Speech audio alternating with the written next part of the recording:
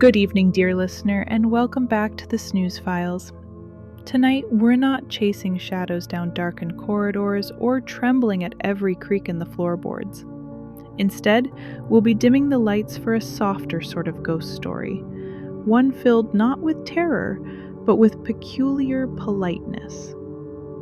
Across history and folklore, there have been tales of spirits who didn't slam doors or rattle chains. No, these were ghosts with a flair for good manners, social grace, and the occasional household chore.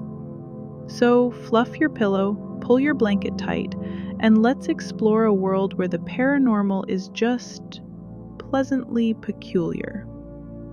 Let's begin in 18th century England with a famous spirit known as the Stockwell Ghost.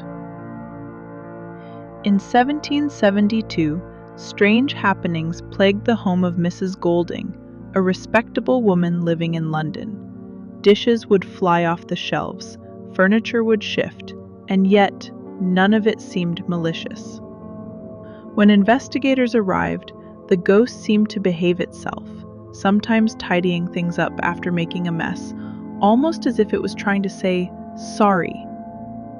Eventually, suspicion fell on a young maid, but those who believed in the paranormal were certain that the ghost had simply been a bit too spirited, but never truly sinister. Then there's the tale of the Perron family poltergeist, the inspiration for films like The Conjuring. While some parts of their story involve spooky activity, others recount spirits that were oddly courteous. One particular ghost was said to tuck the children into bed at night. Sure, it's unnerving, but also kind of sweet, like your grandmother haunting the house to make sure you're warm enough. Let's not forget the Bell Witch of Tennessee. While the Bell family certainly endured some frightening encounters, the entity also had a habit of engaging in polite conversation, offering compliments, and even singing hymns. Imagine a ghost who pauses mid-haunting to say, "You look lovely today." In Japan, there's a long tradition of yuri, ghosts that haunt with a purpose. Some, like the Zashiki Warashi, are childlike spirits that live in homes and bring good fortune. They're known to play harmless pranks, like moving slippers or flicking off lights, but are ultimately thought to be a blessing. Families even leave out sweets to keep them happy.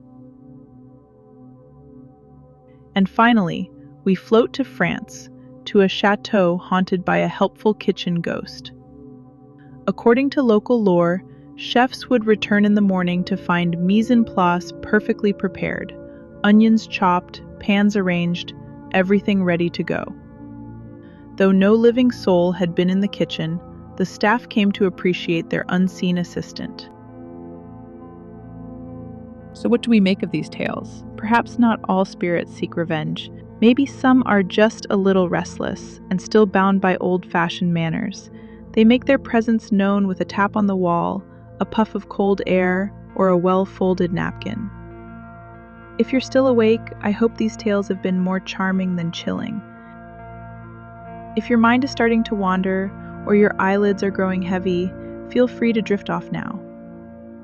For more mundane mysteries and sleepy histories, subscribe to The Snooze Files and send me your suggestions for future episodes. Until then, sleep tight.